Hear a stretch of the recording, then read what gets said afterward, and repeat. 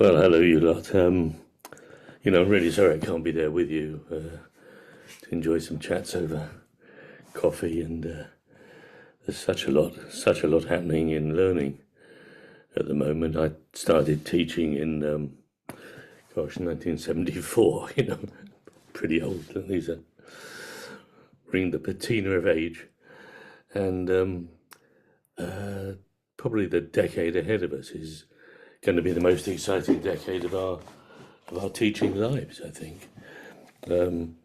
So I'm going to be even older when that finishes, but I wouldn't miss a minute of it, and nor will you. I think it's going to be extraordinary, and I wanted to talk a bit about that today because education and learning's been under the cosh a bit. Everybody seems to have a view about how it could be done. Compliance here and artificial intelligence there. But actually, we can do teaching pretty well. We know how to apply our experience over the years, and how to learn from some of those wise old owls in the staff room with us. And we've got a lot of experience banked at the drop of a hat. You could probably put on an assembly with 5 minutes notice. Wouldn't be the best, but you could do it, and you certainly know how to. If you inherit a cover lesson of a bunch of rather truculent 13-year-olds, you've got some strategies in place that are going to help you re-engage them with learning and delight them with it, for that matter. So we're good at it, and a huge number of children around the world have the most ghastly experiences of learning. To be honest, they're lucky to see a teacher. Class sizes up in the hundreds. Kids in Yemen and Kashmir and goodness knows where. The jungle in Colombia. Just don't see learning at all. So we're pretty lucky. But change is afoot, and potentially it's really exciting. It really is exciting to see what we might be able to do next. And there's a parallel here. I'm lucky enough to be, as well as working in schools and universities, I'm a professor in Madrid, Buenos Dias. These days have been for more than a decade. And as well as that, actually as part of that, I do work with elite sports, the England rugby team, the British Olympic teams, not the individuals. I don't work with athletes directly. I work with the coaches, and also in the health service, where health is desperate to try and train more nurses and doctors and patients actually as well. So learning everywhere, and we learn a bit from that. So I wanted to start off by reflecting on some of what we'd learned from sport, and we've learned 3 things actually. Firstly, we've learned that it isn't going to be the same as it always was. Roger Bannister, heroic English sprinter, broke the 4-minute mile. Everybody thought it was impossible. I remember in my childhood that extraordinary moment. But if today's athletes coming up to the Olympics in Paris, if they train the way Roger and Chris and the others trained, they wouldn't even make the final. So we learn, we go forwards. And sport, I think, has been the first to embrace that. I've just been asked to help the English cricket establishment. I'm not sure if I should tell you this, but they've transformed the way they play cricket. I mean, wonderfully. The baseball, as they call it. The batsmen come out to play. They've got a bat holding it like a flipping weapon from Gladiator, and every ball, whack, or reverse sweep. They're just brutal in the way that they're approaching the game, and they either score enormous numbers of runs really quickly, or they're all out. But the establishment hadn't changed in line with the new practice, and certainly the way they coach hadn't. So it's kind of interesting there to be, dragging the tail up to meet the head. Whereas in hockey, coming up to the Olympics, I think 2 Olympics back, they were kind of reluctant to leave the pitch and go off to learn a bit. They had a hut next to the training ground, and it was like those demountable huts. I mean, some of you have got still in your schools. I taught in one for 5 years before they allowed me indoors.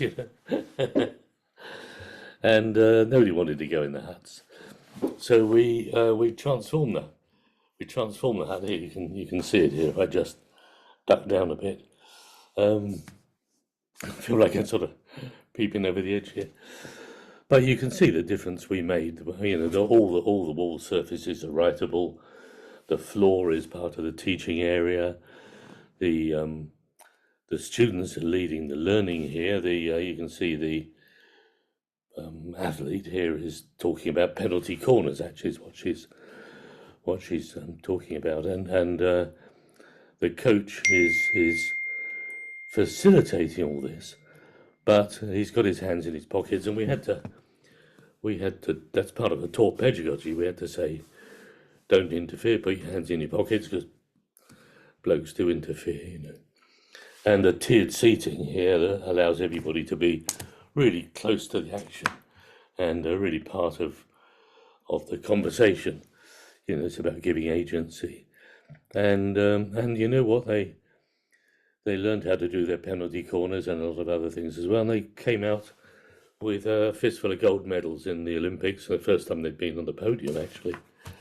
And some of that was based on the improvements in learning that came from the improvements in the space.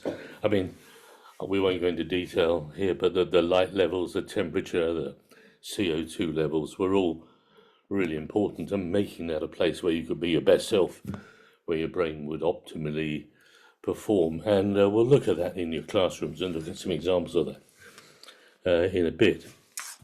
So we learned a lot from sport. Fundamentally, number one, we learned that things are changing all the time. I mean, that's their learning facility today, but in 10 years' time it will be different again. For sure there'll be artificial intelligence and some other components that aren't there now.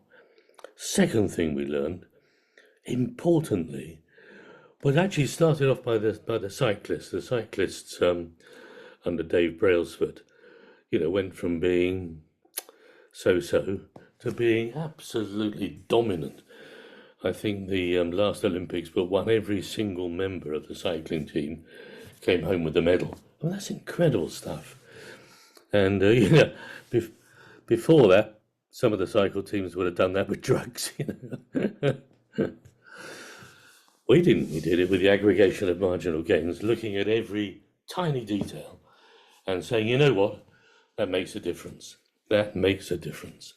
Dave Brailsford said, in introducing all this, that if you did 20 things 1% better, your final performance would be 20% better. Well, if you're a mathematician, you can see the holes in that equation, But he was absolutely right that every tiny thing makes a difference. I mean, a great example would be the team take pillows with them when they go on the road for competitions. Now, they've done the research to see what's the best possible pillow for getting a good night's sleep, and they've tried phoning hotels and saying, could you put the best pillows out, please? You can imagine the response. Yeah, right. So rather than arguing with the hotel chains, they just bought the best pillows and they take them around in a van, and everybody has the best possible pillow and the best possible night's sleep when they get to the event. Now that's one tiny thing, but all those tiny things add up together, and we learn from that. We really do, and I'll talk in a minute about how that has changed, utterly changed the way that we design spaces and manage our pedagogy and so on. And then thirdly, technology has been remarkable. In sport, it's been remarkable, really, producing data. If you look at, obviously I'm professor in Madrid, so Real Madrid are our local team, and they don't do everything right. Their learning spaces are dreadful, but they're pretty good at their data. And if you come back to home to England, and Liverpool, for example, have 11 full-time data scientists who look at the data they're getting back from their players. And the head of data, by the way, has a PhD in theoretical physics. So this is proper full-on science, and if you follow soccer, you'll have seen the impact that's had on Liverpool, taking them from formerly great to flipping great, I guess.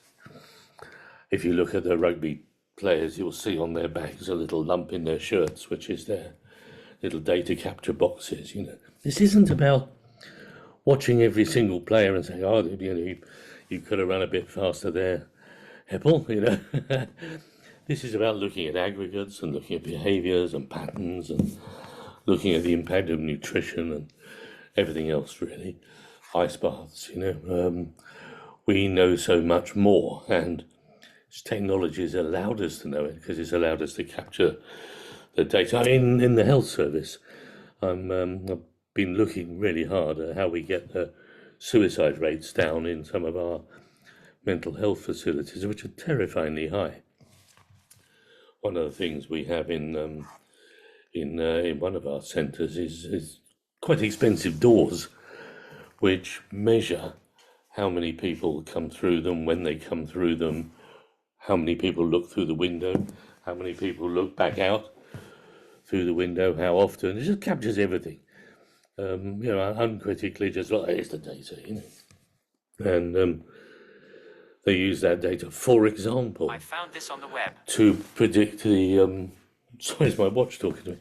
They use that data to predict the likelihood of suicides, because we know that if kids are going to commit suicide, they exhibit certain behaviours for months before. We had no way of capturing that before. Technology has given us that. Technology has given us loads of other things as well. 3D printing. Look, here's 3D printing in steel, for goodness sake. Can you see the little details of the staircase running down inside? There's no way of producing that other than with a 3D printer. So technology. And then when we come back into education, let's have a look at what those three things mean to us going forwards, because British sport has been transformed really in the last couple of decades, and education, for all the hard work of wonderful teachers. I'm the biggest fan of teachers in the world. I used to be one for many years, and I know how hard everybody works, but there's loads we don't do. So first of all, that sense that tomorrow is going to be different to today. The hardest thing actually is to get our politicians to understand that. That they don't just build the perfect school system. We've got it all right now. We've got children are fully compliant, and the exam system is blah, blah, blah, and tomorrow we know is going to be different. And, how do we measure that, and how do we do professional development for it, and so on? Where's the professional development for applying artificial intelligence to reducing teachers, the burden of teachers' bureaucracy, for example? So I think if you're watching me, you've taken it for granted, really, that change is going to happen. Otherwise, there wouldn't be much point in having this conversation. It's like, hello, everybody. Tomorrow's going to be the same as yesterday. Go and have a coffee. But it won't. So that brings us quickly to that aggregation of marginal gains. And one of the exciting things there is to see people applying that. And one of the bits of evidence of how things are going to be different is when we look around the world, there are a number of, what you might regard as schools of the future. I've been talking earlier this morning to colleagues in Linfield Learning Village in New South Wales. We helped set up, some 2014, gosh, nearly a decade ago. And it's an interesting school because it's stage, not age. The kids can go as fast as they like. I remember when we talked to the families before we built the school, we said to one of the kids, how old do you think you need to be before you could go to university? If the school just let you go as fast as you like, rather than saying, we're not going to do that yet because, we'll cover that when we get to A-level. If they just said, look, you're enjoying this stuff, you run with it. You want to know about quantum physics, off you go. You want to look at the evolution of the Oxford comma, off you go. And I said to this lad, how old do you think you could be to go to university? I mean, clearly, you can't cook very well. You're not going to look after yourself. Probably relationships are very different when you're younger. And he said, I could go now. Actually, I could go now. The thing I'm passionate about is English, and I've read so much beyond where I am in the school curriculum. I could go right now. And then he kind of looked quizzical, and as a teacher, you can see in the children's eyes so much, and I could see he was going to say something. He wasn't quite sure if it was going to be acceptable, but I'm going to say it anyway. He said, actually, I could have gone last year or the year before because I knew everything we've covered this year. I could have gone. And he's not wrong, he could have done. And one thing interesting about stage, not age schools is to see how fast children could go. I remember walking into Linfield, I think my first visit after it was up and running, and there were a couple of kids learning to play the piano together, and a big kid and a little kid, I thought, how sweet, that this kind of mixed age stuff really works. The older kids sharing with but I was wrong. It was the little one who was teaching the big one to play. The big one just started learning the piano. The little one was well proficient already, I think. So, we looked around at the world, and saw some of these extraordinary. So I just opened a school in Lima in Peru, and you wouldn't recognise it. It's all outdoor learning. It's people. Look, here's some of the staff development. Here's me. Where am I? I'm here. It's if you're going to have outdoor learning, you better do the PD out of doors as well, haven't you? Really? And these schools have shown us that something new is coming down the track, and they've also showed us many of the little marginal gains that can add up to so much. And let's look at some of those. I mean, one of them is CO2. It turns out that if you want your brain to be optimal, you're looking for CO2 levels of around, well, when we started the work, we thought it was a couple of thousand parts per million, but the research has led us to a number below 1,000 parts per million. I built 750, but if you measure your own classrooms, you'll be surprised. I mean, 28 kids all breathing at the same time in a room with relatively poor ventilation, is going to have high levels of CO2. But science is our friend, and it doesn't take long before we put plants in the classroom. Here's a primary classroom. They're running BYOP, bring your own plant, and every child here has brought their own plant. There's a limited number of plants that we recommend because dear old NASA has done the work. If we're going to go to Mars, we'd better take some plants with us, because what do plants do? Photosynthesis is what they do. They absorb the CO2 and give you back oxygen. In the daytime, in nighttime, it's a whole other story. So these kids all bring their own plants in. They all own their plants. They name their plants. They look after and care for their plants. They learn about nutrition and growth and measurement. But more to the point, the place is rich rich with oxygen. In Dubai, we put one plant per kid into 162 classrooms. That's a lot of classrooms. And the results we saw were pretty remarkable. Look, here's some of the research data. You can see here, I think, pretty clearly, the graphs are going up. Up is after, down is before. So, we're measuring academic performance down here at the bottom. This is a more subjective set of measures, one measure for each child, and you can see that fidgeting and restlessness and attention, everything's improved really in a nice way. 162 classrooms. And one of the big surprise takeaways there was the way in which ADHD dropped. ADHD is real.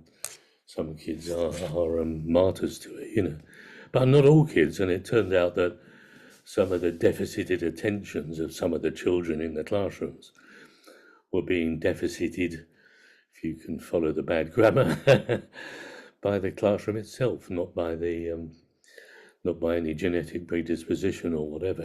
So CO2 makes a big difference. So does light. Let me just get my phone out here and let me turn off the blurring, because you're going to need to see that. You can see I'm sitting in my office here with a an exercise machine and a guitar on the wall. You can see I haven't done enough exercise and probably too much on the guitar. But anyway, let us have a look at the light levels in here. So I've got a lux meter on my phone. Here it is. It's imaginatively called lux meter, and I'm just going to have a measure of the light levels outside because it's a nice day, and you can see outside you've got 3,000. Well, you can read the number yourself. Pretty good light. But in the room, at my desk, I'm down to only 1,400, and on the other side of my desk, I'm down to only 800. So the light gradient across just my desk is pretty massive, from that lovely outdoor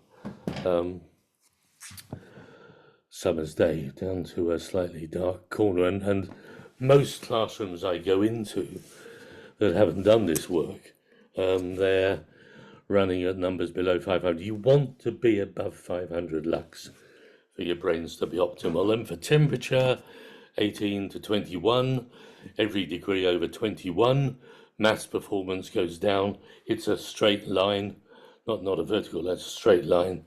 So every percentage, every degree above 21, maths performance goes down by a matching amount, and just keeps on going. So kids love this stuff. They love to be the ones who are measuring it. They love to be the ones who are reflecting it. Here's a bunch of kids who were looking at CO2 levels, and the blue line was a CO2 level. I'm not quite sure, we haven't got the axis on there, but he haven't anyway. But trust me, blue was too high. And all they did was bring in plants and open doors and other things, and they pulled the CO2 levels way down, in a really encouraging way. And of course, they can't wait to capture the data and write it up and so on, So exciting stuff, really. That aggregation of marginal gains extends to nutrition.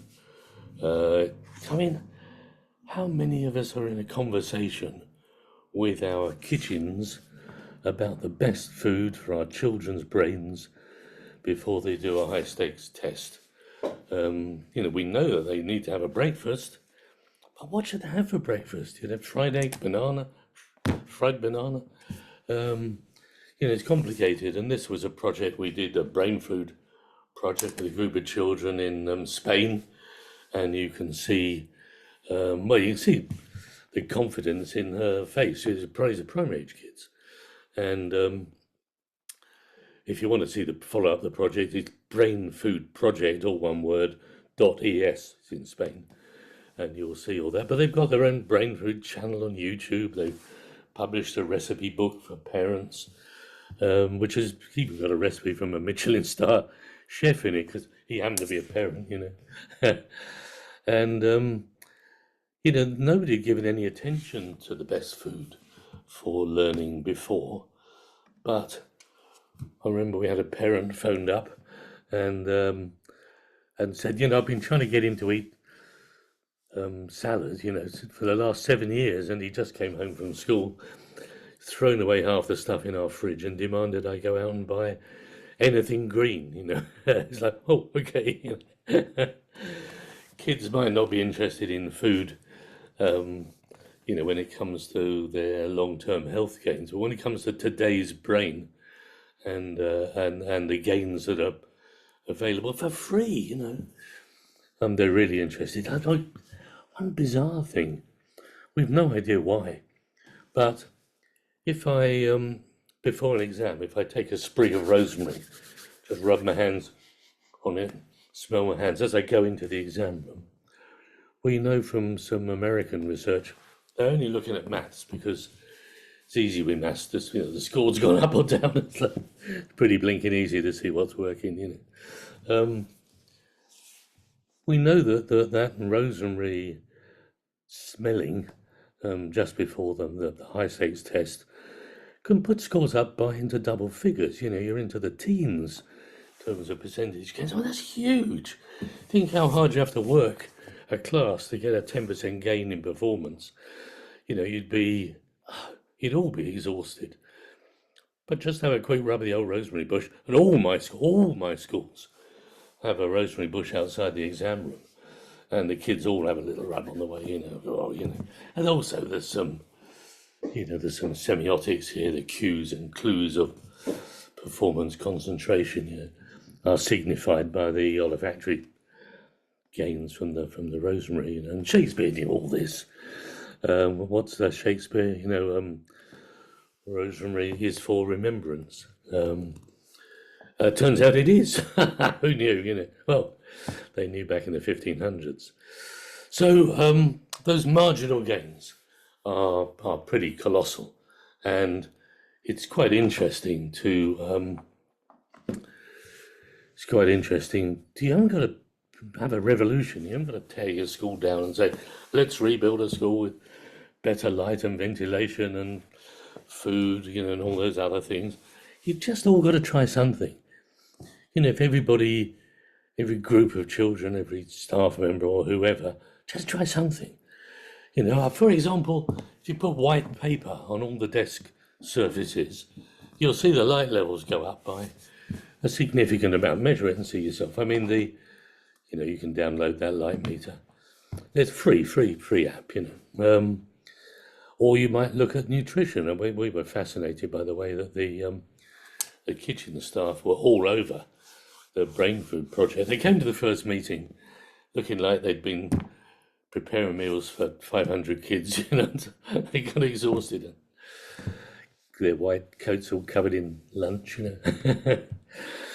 The second meeting, they turned up with starched, clean, ironed white coats, a clipboard, notes. They'd done reading. They went from being dinner ladies, they were all ladies, to being researchers in one meeting, just because they realized that what they were doing had a huge impact on the academic performance as well as the well-being of the kids in their charge. People love this stuff because it's easy and it's accessible and it's not hard work. The kids will do it with you and they'll do it for you and they'll collect the data and all those other things, that are so powerful. So that really leads us to the last bit, to the technology bit, which is, we know that change is coming. We know that the aggregation of those little marginal gains adds up to a whopping change. And third thing, how can we use technology to make our learning better? Well, it's not just the case having a STEM room and having kids doing interesting things with robots. I've got don't think you can see from here. I've got a few robots in here at the moment, which are quite good fun. But it's just things like data. It's things like being able to try something out and for very little effort. I'm looking at a lot of artificial intelligence at the moment, of course, and AI with quantum computing. AI runs on neural networks at the moment, but when you start running on quantum computing, it's jaw-dropping what's possible. I'll give you two examples. One's a parent whose daughter was struggling a bit with her maths, and she's sharp as a knife, really, but struggling with the maths. So he built himself a digital agent, which is a really easy. It takes about half an hour. Just Google digital agent, go off and do it. And he had a little avatar, which was a sort of cartoon version of himself. And he said to his digital agent, "I want you to build a curriculum for I forgot her name, his daughter, and she's doing key stage whatever. She's doing this exam." He didn't have to tell the agent what the curriculum content was. He just had to say, she's a kind of 9-year-old in an English primary school. The digital agent would go off and look all that up for free. And he said, and also she really likes puppies, and her favourite colour's blue. And back came the digital agent with, "Okay, I can help her," and became her, her mentor, walking her through those complex areas of the maths curriculum and revisiting the bits she was struggling with and reinterpreting her mistakes and going, "Oh yeah, she's got that wrong because, so here's what she needs to." This is today's flipping technology, not tomorrow's, And she did really well and aced the test when they got to it, and he was, rightly reflecting on the fact that level of differentiation for each and every child is impossible for us to do as teachers. You've got 28 kids in the class, or 35, or 102, or 15, or whatever. Building a differentiated set of tasks for each and every child that is responsive to their progress and prowess, flipping the work, you'd be up all night and you still wouldn't be able to do it because you still got to mark the stuff, All that was done for them. You still need teachers. There's no world here that doesn't have teachers in it, because you're the one who looks them in the eye and says, first thing in the morning, "Things okay at home, Stephen? Everything going all right?" Because you can see that there's something going on there, or when they come in, they've fallen out of love, You're the one who needs to be there for them and say a few words of comfort, about your divorce and and so on. So we still need teachers, but just saying to your digital agent, I'd quite like a quiz for Friday afternoon on the work we've been doing on the Tudors, and I've written one question so you get a sense of the level, and I'd like the reading level always to be below 9-year-olds, and I want 20 questions with the answers, please, and thank you very much. And all of 15 seconds later, there's your quiz all ready to go for the children in your class on Friday afternoon. If you inherit a cover lesson, what am I going to do with this lot? Walking there on the way, you can have your little digital friend set a little bit of extra work for you. So the second example, just to give you a sense of the scale of all this stuff, is currently running Google's research lab. I'm sorry, I haven't got my Google Glass here because my granddaughters have been playing with them, but they use your phone to listen to your voice and capture the timbre, the intonation, the pitch, the pauses, your laugh, all the things that that characterize your voice, yourness, yourness, be a good word, wouldn't it? And Then, as you speak, they do a simultaneous translation into whatever language you've chosen. Into Spanish would be helpful, or Latin, or Cornish, goodness knows what. And then they apply to that translation all the characteristics of your self. So now I'm talking to you in English, you're hearing me in Arabic, but you're hearing me in Arabic with my little laugh and my pauses, my intonation and my voice. And just think. And this all, by the way, runs in real time. So, it happens as we speak, as we have a conversation.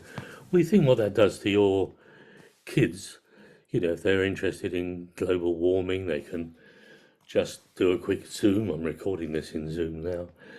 They can do a quick Zoom to a group of kids in a Sami school up in the north of Finland and say, how's global warming affecting the snow and the ice around you and the flora and fauna? What's going on? What's happening? By the way, have a look at our floods. Look at it snowed here yesterday. It's not supposed to. Kids around the world can be just having real-time conversations with each other. Never mind the language. And you as a teacher can be you can be that universal teacher. You can teach anywhere you like. Well, that's all running in Google's lab at the moment, but it'll be out and loose within, I think, certainly within 2 years, probably within 18 months. So technology is bringing some extraordinary things to us. My little watch here, a bit of punch in there. It's an Apple Watch, and I've just come out of a long stay in hospital, so here it is. Here's Minnie. I'll tell you what the time is. My Apple Watch saved my life. I was very, very poorly, and fell out of bed. I wasn't conscious. I fell out of bed. I woke up when it hit the floor, but I couldn't move. As I'd had sepsis. So I was officially near death. Don't worry, I'm here now. And I called help. 3 a.m. in the morning, lying on the floor of a hospital ward. Nobody came. And I tried shouting out for half an hour. I could feel myself slipping away down there on the floor, and I'm lying there. All the pipes have come out of my body, and everything's gone wrong. However, my watch phoned up my the girl I've been working with for over 30 years, Lise Johnson. It's a superstar. I phoned her up in the middle of the night, And the watch told her, Stephen's fallen out of bed, or Stephen's had a fall. So she phones the hospital to see what's going on. Can't get through to anybody. Phones my wife and daughter, who all live with me, and that has to do with my granddaughters. It's a multi-generation house here, lovely. And says to them, Stephen's had a fall. It's 3 a.m., so it sounds pretty serious. They phone the hospital, can't get through. Juliet, my daughter, remembers that she had a school friend working in the hospital, phones them. They go down to the ward, ask the staff what's going on. They all go into the room where I am, and there I am lying on the floor. Just in time, they find me and put me back together and put me back in bed. So, saved by Minnie Mouse, but also saved crucially by the sensors on the back of my watch, that also were monitoring my heart and everything else, So technology, here it comes. And let's just reflect very quickly on, some other people's classrooms from around the world that are doing, really quite interesting things, that are trying different explorations. Here's actually, it's incredibly boring. It's not good. Here's the National Health Service, where they've built a room that quickly reconfigures into a coffee break space or a lecture room. Here's a school we've just opened in Peru, where the inside and the outside there's no sort of modal switch. There's no you're working indoors, you're working out of doors, you're moving around pretty freely. Here's one of our schools in Madrid, inspirational head teacher Jem Pro. This is a primary school, and they've got no space because the primary school is vertical, the play space is on the roof. So what they've done is to capture the journey around Madrid as a series of learning journeys, so the kids can go off on a learning journey with their teacher. And they arrive at the Danish embassy or a pasta place or a jazz band rehearsal room or wherever the learning journey takes them to, and and suddenly the whole of Madrid is their campus. And I love this picture because there's only one teacher leading the class, but you can see people have come out of their shops, they've come out onto their balconies upstairs. The whole community is looking out for those kids on their learning journeys. And I love this shot of a Saturday morning where the kids are getting ready to lead their teachers around Madrid on their learning journey. And here they are, by the way, in the middle of Madrid, where they've found at the end of one of their learning journeys a jazz band who were doing a recording, and they've dragged them out to do a concert instead. So this is children's agency of the best type. This is in Rome, where the kids needed a big gymnasium, but they didn't have any money, so we blew one up. This is an inflatable, full-size international basketball court. Cost almost, a tiny amount of money, really. Here's a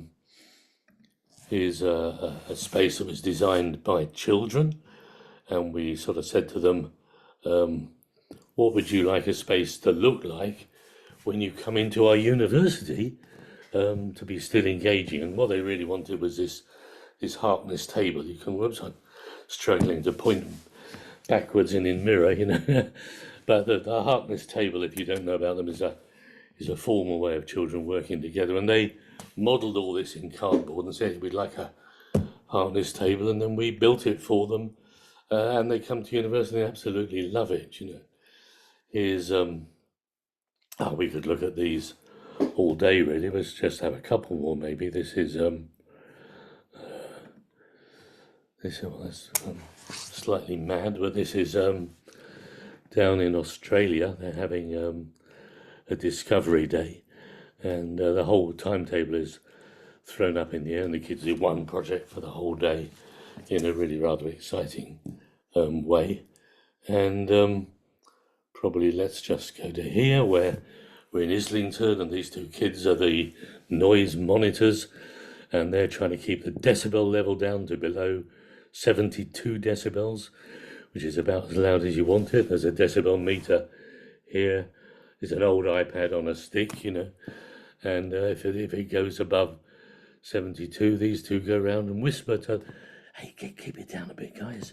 These two kids are in charge. They don't need a teacher saying, oh, quiet, please, in a noisy way. These kids are doing it. They're in charge. And by the way, if they can stay out of the orange sector for the whole of the morning, they go to lunch 5 minutes early, which is a nice, simple reward. So all around the world, people are trying new things. Is in America, where they're looking at the impact of movement on your ability to concentrate. So here is a CT scan of the aggregate, I think, of